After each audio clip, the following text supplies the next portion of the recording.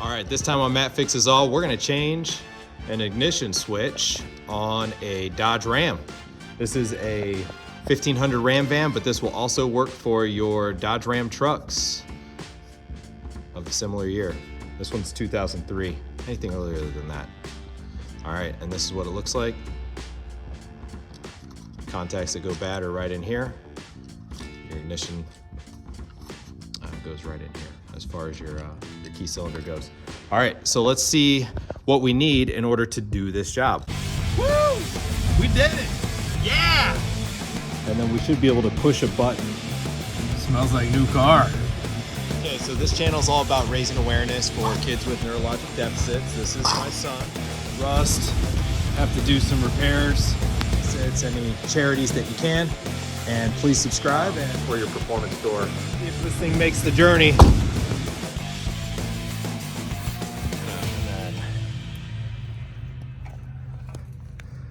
First, you need your electronics.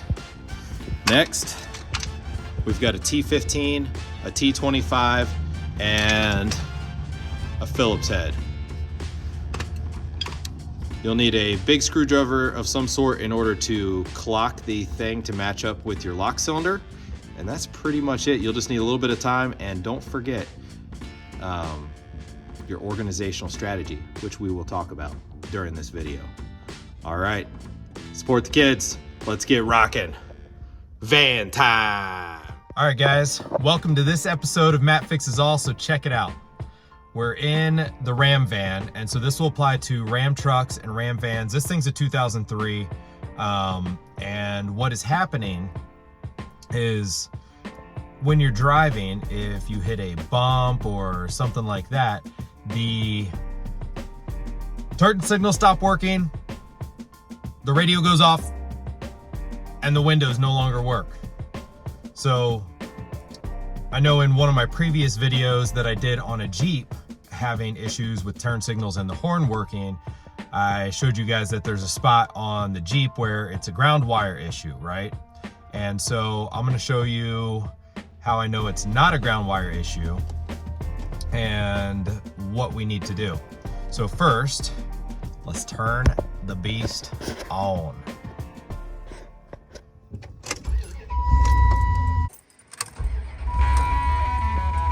Coming to life. All right.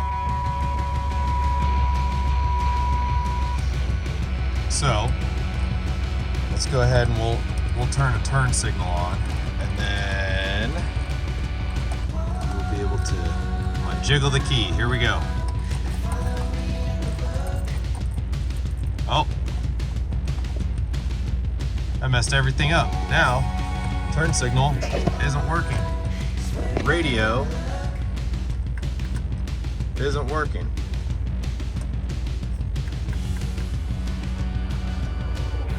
All right, nothing there. And let's go to the windows. Oh no. Now what's gonna happen is I'm gonna shut this thing off. I'm gonna turn it back on. And all this stuff is gonna work again. She roars back to life. All right.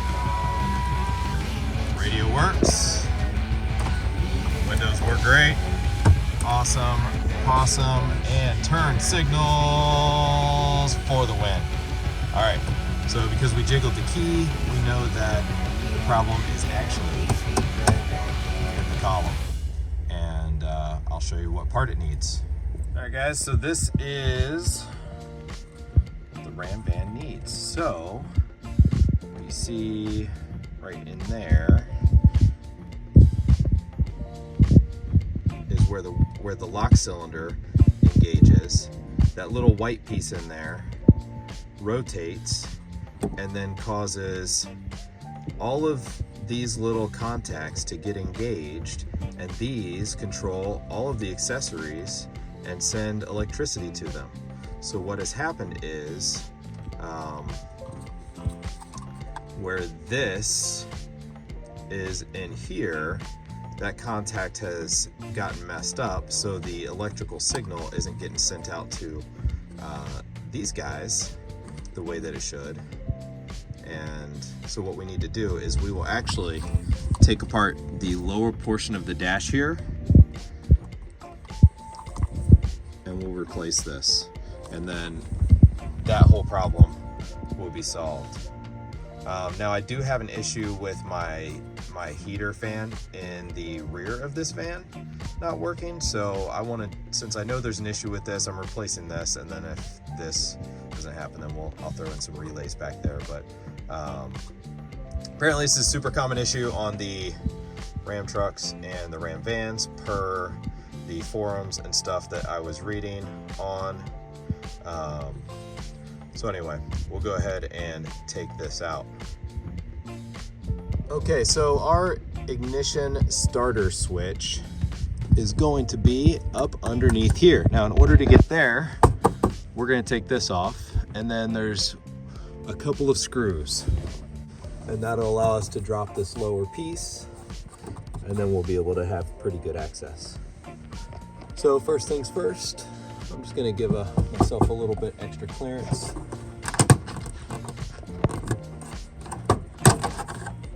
And just start taking apart a little bit of this dash.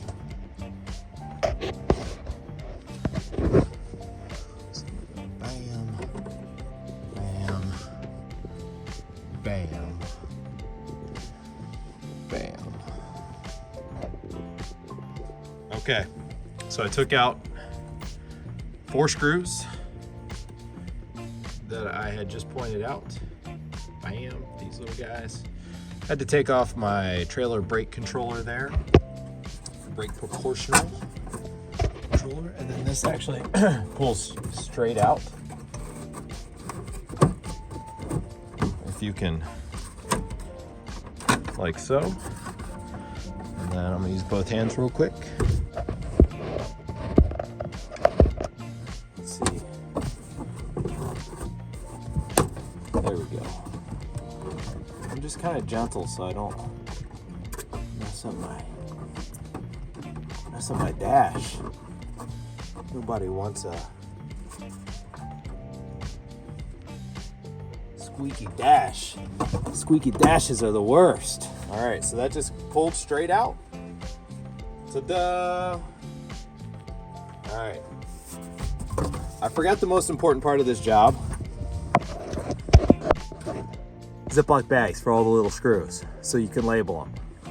I'm gonna get those, and then we'll start popping this thing off. Pointing correctly? Yeah, I am. All right, it's not too bad. Not too bad, considering I couldn't see the camera and no tripod.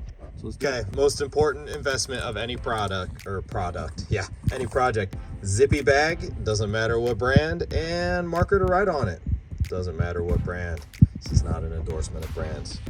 But yeah, zippy bags, markers, and we got a couple of, we'll throw our screws in, we'll label what they go to, and then I will actually tape these to the thing that they go to so that there is no mistake in it and no issue there. Keeps you organized on reassembly, and your job will go 1,000 times smoother, and you won't end up with a dash project that after you put it back together, you have 10 extra screws like literally all of us have done. I'm looking at you and you and you. You've all done it. We've all done it, but not this time. All right, so no more dash rattles and all the screws back into the project. We're organized, all right. Back to taking this thing apart. What I'm gonna do, I'm gonna turn this forward. Pull it down a little bit, and then this thing literally just pops out, and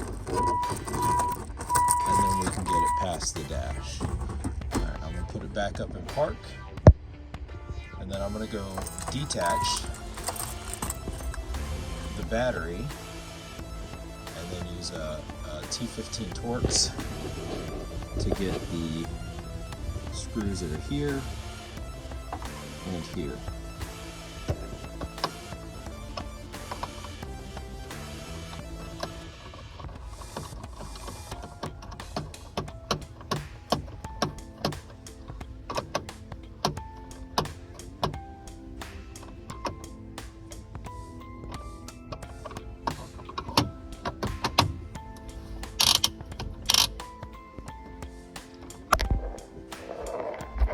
You guys see that screw drop out onto the camera? That was fun.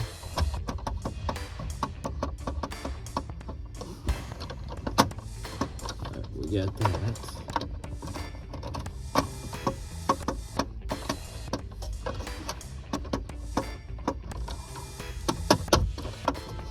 There's the other one. So these looked a little bit different.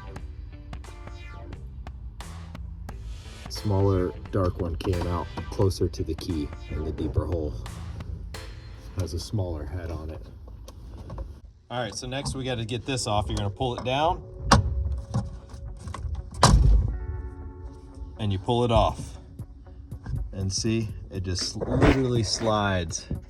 This little bar here literally slides in. Can we see it? I want to get it good. That little tab just slides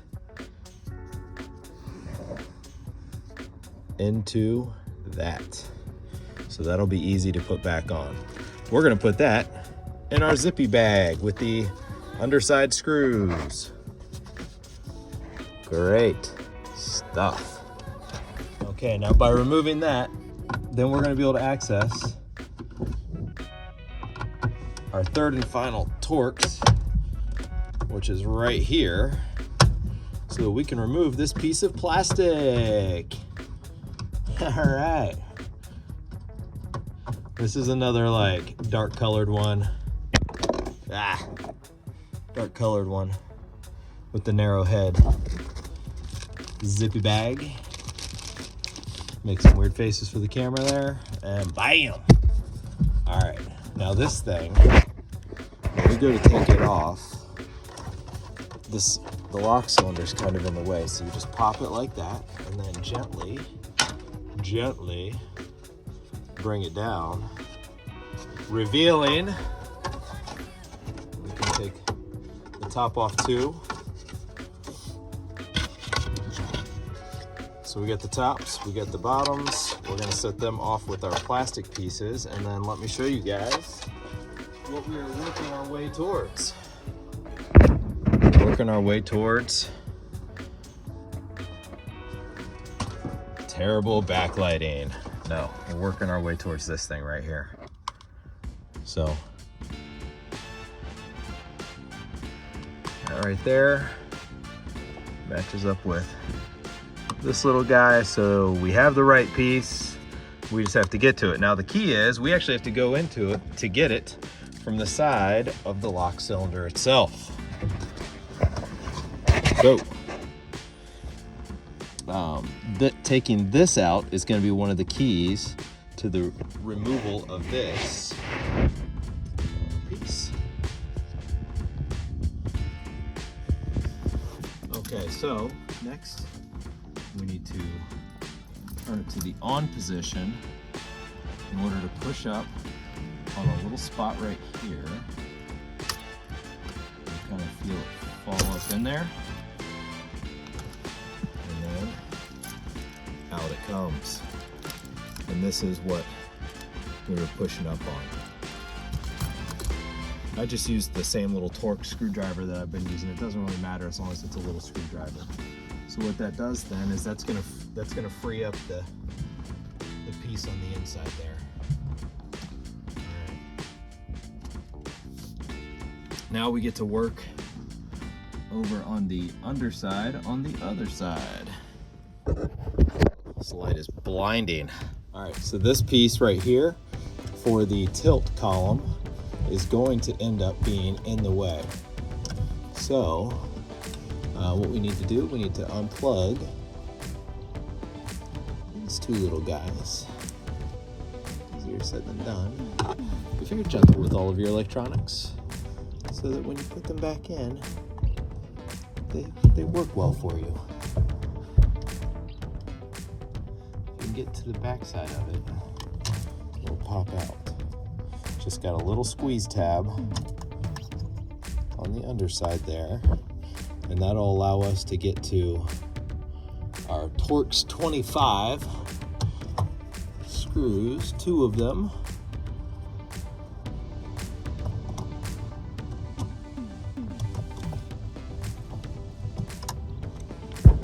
one. I saw it a second ago. And two. Good stuff. Good stuff. Drop this down.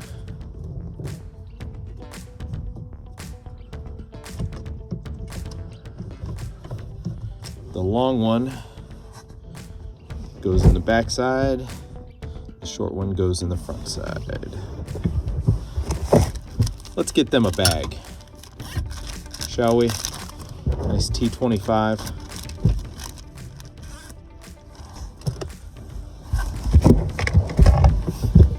A lot of little screws and stuff in this. Now this comes out of the way. And guess what we have access to unscrewing? That's right, you guessed it.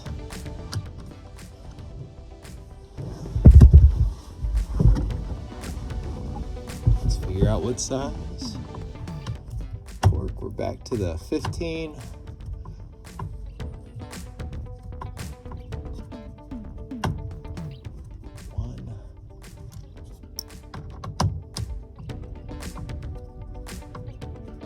We'll get our, and this loosens the ignition switch so that we can pull it out.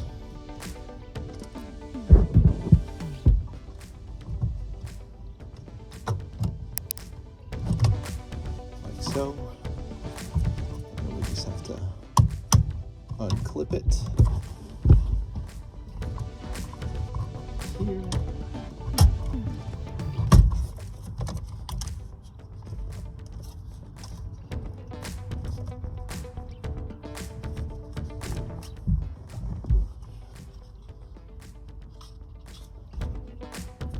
Save your clips. Save the clips. Save them.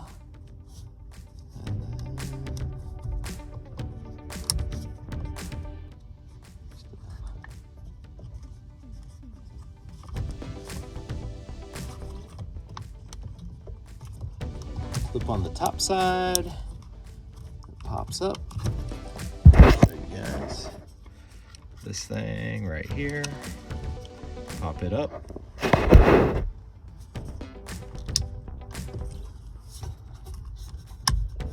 There we go. And it pops out.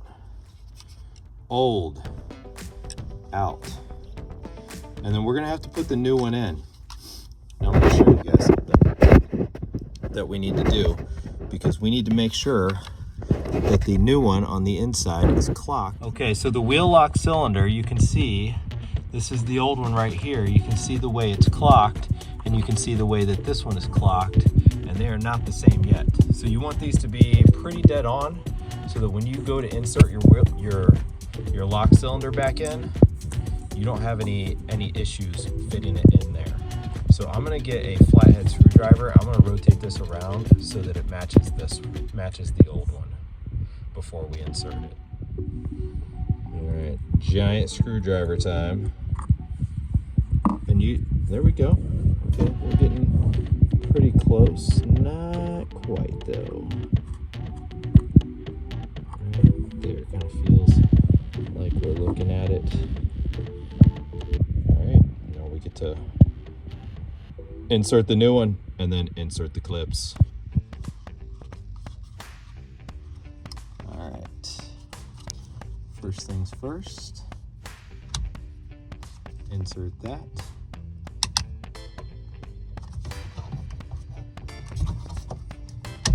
There we go, good click down. And then that white, when you push the white thing down, it actually pulls it in. Pulls it in a little bit more for you. Need to reinsert this clip. Which way did I bring it out? Which way did I bring it out? There we go. All right. So it's latched in. It's gonna be so exciting. Have accessories that don't turn off when you're driving down the road. Man, I don't even know what I'm gonna do with my life.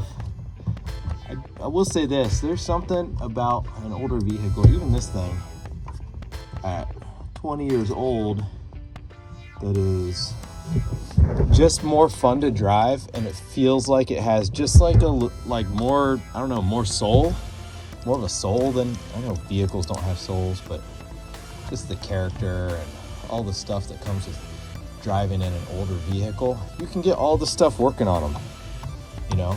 So like in this thing, we're putting our T15s back up in that we just did that secure the ignition switch. Ignition switch!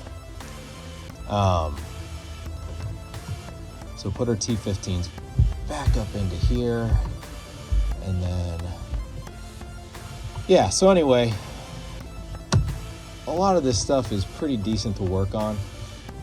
Like, you know, you can switch out an entire AC system yourself. Why pay thousands of dollars? This thing has, I got an all new AC kit for it. I put it in. I've replaced every piece of rubber on this vehicle. I mean, it has 100,000 miles, but there's no reason why it can't go the distance. And it has a lot more life in it. All right, so now we have to swing this piece back up here. Our baggie did its job. And I remember long screw to the rear. And this was a T25.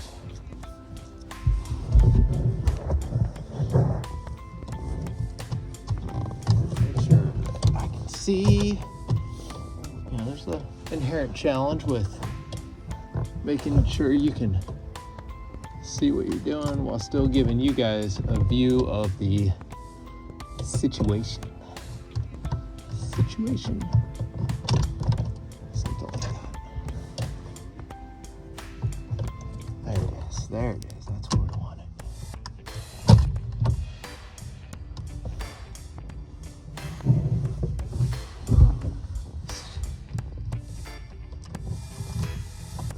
Thread the needle there.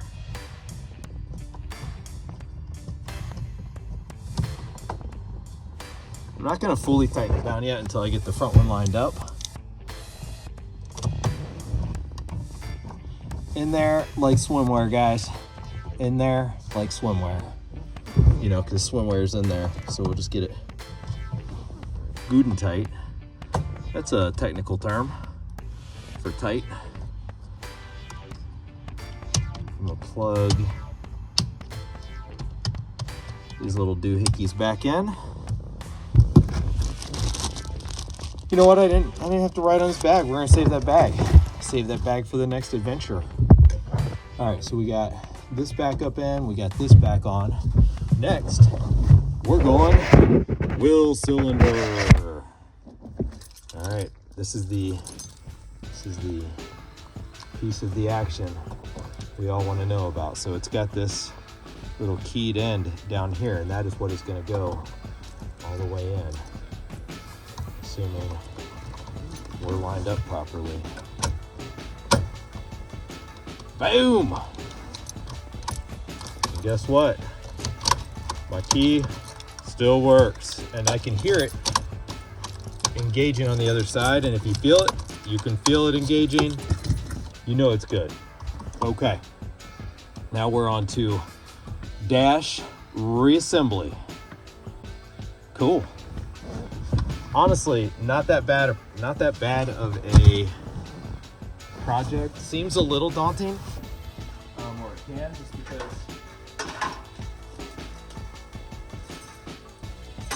there's a million little screws. But you know, you guys got the reference. You guys got the reference out there. All right, so we got our top piece. Let's get it fit so it's sitting down where it is supposed to. And then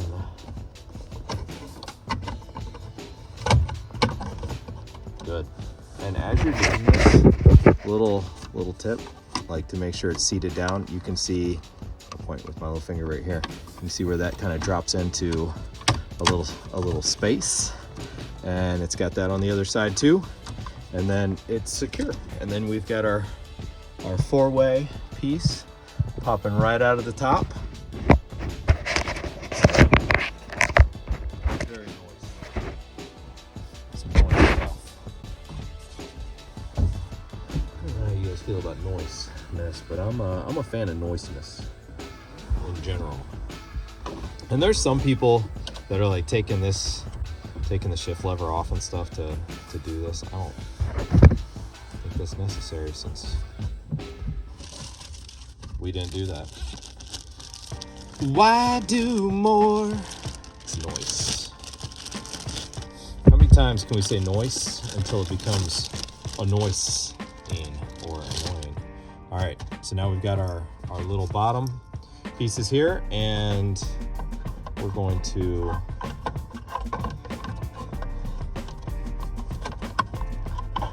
finagle this up in here, and then it'll show you what we're doing. We'll just drop the piece on the camera first though. This little piece is going to go in right here and kind of clip into place, and then on the other side it'll have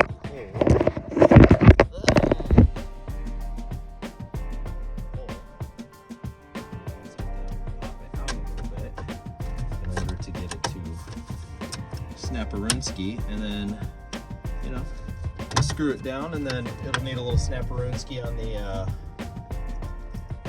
on the back side, likely anyway. And we have our T15s, 3 T15s, and the shallow hole gets the shiny one with the big fat head on it. We'll throw that one in first since it's easiest to get to. And I'm not gonna get too buck wild yet on snugging these down. And don't forget, you're snugging down plastic. And then make sure before you snug everything down that you have all of the top pieces snap into each other. Because I just had to pull the things from the outside and tuck them back in where they'll actually snap. Because it can move around a little bit on you. And then these next two screws are the same. We've got one on the floor over here. All right. And it's gonna go up into the deep hole. And so it's pulling this plastic together. There we go. Oh yeah. No rattles. No rattles are happening around here.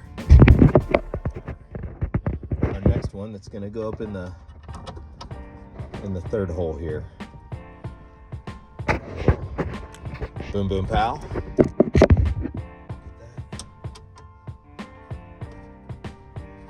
Throwing up in. It's snug. Don't over tighten your plastic. Don't do it. All right, and then we do have to and then I didn't fully tighten our shallow one, so I am gonna snug that up a little bit. Okay. Give the rattle test. No rattles, no rattles. All right, and we have to get this back down around there so we can snap it in. So we're gonna turn the key forward. We'll apply the brake as I bring this down. Pull it forward. And then this thing literally snaps in. Allegedly. Literally snaps in. Maybe? Why aren't you snapping, sir? Snappy with it.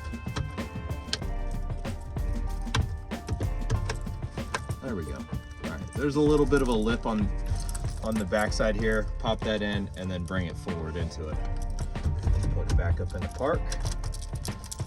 Oh man, that wheel. Woo! How long of this giant key ring dangling on it until I wear out that cylinder? I don't know. We gotta. Let's throw the metal there. Okay, final assembly for those of you that are still hanging in there. This thing literally just slides back on. So you're going boop, slide it right back on, it'll snap in. And then we're going to snap the dash back in just like this and attach a couple little screws. I'll rehook up my trailer brake proportioner here. Keep it cooking. And we're rocking and rolling. And we'll try it. All right, so the camera up for you guys. I literally have the most blinding light of all time shining, and every time I look over to see if the camera is in shot, and I blind myself for like the next 6 years.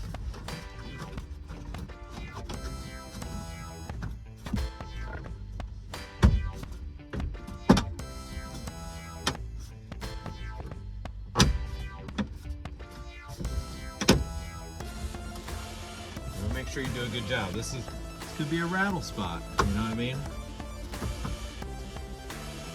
All right. Got lower dash. Keep it classy, stay organized.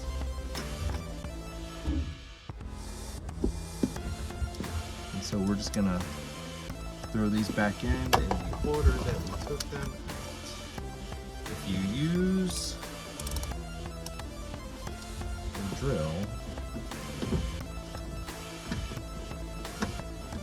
just like I did, make sure you have your tension set all the way down.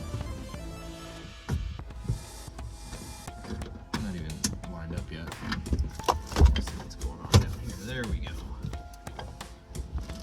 Now we're lined up to something. Looks like a hole.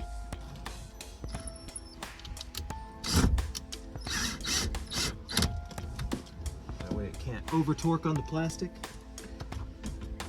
Theme of the day, don't over torque any plastics. It will make your plastics not happy. You guys still see that? You can. Still in shot. It's decent. All right, and the final one over on the side below the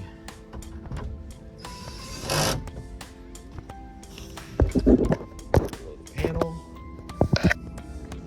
We're gonna snap this in. Nothing would make me more tickled than not have to switch out the relays in the back of the van for the heater. I don't think that is actually related to this though. Just so you guys know. All right, you guys don't need to see me hook up a trailer thing. So let's, I'll do that and then we'll start it. All right, I'm gonna put the battery on. We'll start it up. We'll see if everything works the way it should. Okay, here comes the moment of truth. Let's do it.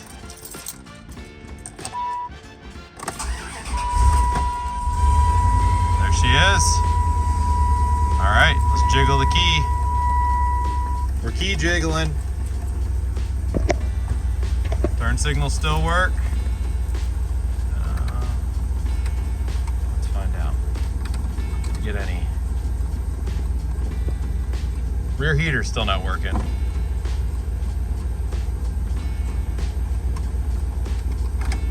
That's no doubt a relay back there. But everything else, you know, let's turn some radio. Bam, bam, bam. Oh yeah, that's my favorite song. I'm gonna have to open a door here in a second if we leave this running any longer. But it works. Thanks for watching, guys. Please support kids with neurologic deficits, and we'll see you next time on Matt Fixes All. All right, we got some cool stuff. Let's do it.